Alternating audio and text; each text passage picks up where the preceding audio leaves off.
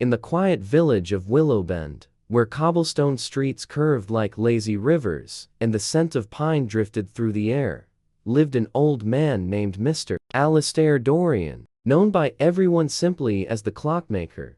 His tiny shop stood at the very end of Maple Street, a crooked little building with foggy windows and a sign that squeaked whenever the wind blew. Inside the shop, hundreds of clocks lived together, tall grandfather clocks with deep wooden voices, delicate silver pocket watches, cuckoo clocks with painted birds, and small brass clocks that ticked softly like whispering hearts. But the most mysterious thing about the shop was that none of the clocks ever showed the same time. Every visitor noticed it, and every visitor asked why. Mr. Dorian always smiled gently, stroked his long white beard, and answered, "Because time flows differently for every soul." Most people didn't understand, but children liked the answer. They believed it, and perhaps in some strange way, it was true. One crisp autumn morning, a girl named Leela Marrow, who had recently moved to Willowbend, stepped into the clockmaker's shop. She was 11 years old with curious hazel eyes and a habit of asking more questions than most adults could handle. The bells above the door tinkled softly as she entered. "Good morning," Leela said, stepping around a tower of ticking clocks. "Good morning, young explorer," Mr. Dorian said warmly. "What brings you to my little corner of the world?" "I'm looking for a clock," she said. Then she lowered her voice. "But not just any clock. A special one." Mr. Dorian raised an eyebrow. "Special how?" Leela hesitated. "My grandmother used to tell me stories about a clock that can help you remember things you've forgotten. Memories that feel lost." The clockmaker's eyes changed, softening with a kind of sadness and curiosity all at once. "And whose memories are lost?" he asked quietly. "My dad's," Leela said. "Since we moved here, he's been distant. He doesn't laugh like he used to. He doesn't tell stories anymore. It feels like he left something behind, but doesn't remember what." Mr. Dorian nodded slowly. "Follow me." He led Leela through the cluttered shop, past walls of ticking clocks, and stopped before a narrow wooden door she hadn't noticed. He pulled out a small key shaped like a feather. "This room," he said, "is not for selling clocks. It is for discovering them." When the door opened, Leela gasped. Inside was a dim, circular room, with a domed ceiling painted like a starry sky. In the center stood a single pedestal, and on it rested a clock unlike any she had ever seen. It was made of crystal and silver, with gears that shimmered like moonlight. It ticked slowly, almost thoughtfully. "This," Mr. Dorian whispered, "is the memory clock." Leela stepped closer. The ticking felt warm, like a heartbeat. "How does it work?" she asked. "It does not show time," the old man said. "It shows truth." With gentle hands, Mr. Dorian opened a small drawer in the base of the clock. Inside was a tiny metal disc. "Place your memory here," he said. "But I don't know how." "Close your eyes," he instructed. "Think of the moment you want to understand. Feel it not with your mind, but with your heart."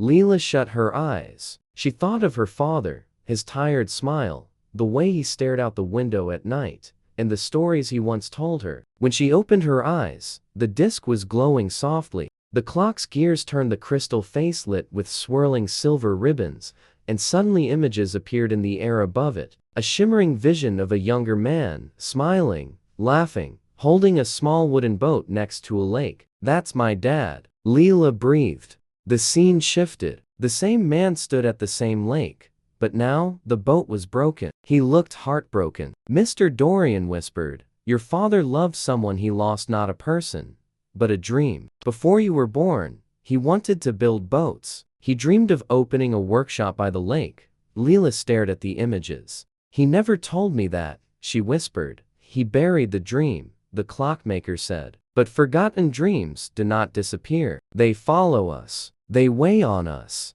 As the clock dimmed, the room fell silent. "Can the clock fix him?" Leela asked. "No," Mr. Dorian said gently. "But you can." He handed her the glowing disc. "Give this to your father. When he touches it, he will remember not just the dream, but the joy it once brought him." Leela held the disc like a treasure. "Thank you," she said. "Take care of his time," the clockmaker said softly. That evening, Leela found her father sitting alone in the backyard. The sun was setting, painting the sky orange and purple. "I found something," she said, placing the disc in his hand. At first, nothing happened. Then the metal warmed, pulsed with light, and Leela watched as her father's eyes widened. He gasped softly as the forgotten memories returned: the lake, the boat, his dream. A tear slipped down his cheek. "I had forgotten how much I loved it," he whispered. Leela hugged him tightly. "Maybe," she said, "you don't have to forget anymore." He smiled, truly smiled, for the first time in months. In the weeks that followed, strange and beautiful things happened. Leela's father bought tools and wood. He began carving again, small boats at first, then larger ones. People in Willowbend admired his work. Soon, he opened a small workshop by the river. Leela visited the clockmaker to tell him the news, but when she arrived, something unexpected had happened. The shop was empty. The clocks were gone. The shelves were bare. Only a single note sat on the counter. It read, "Time has moved on. Thank you for believing." Leela smiled. She didn't need to find him, because somewhere in the quiet wind of Willowbend, she could still hear a faint ticking, like hundreds of clocks softly cheering. When Leela grew older, she often walked past the empty shop. She became known in Willowbend as someone who brought hope back to people, not with magic clocks, but with kindness and patience. Her father's boat workshop became one of the most beloved places in the village, filled with laughter, wood shavings, and the scent of pine. And every once in a while, on a quiet afternoon, Leela swore she heard the words of the clockmaker, whispered on the breeze.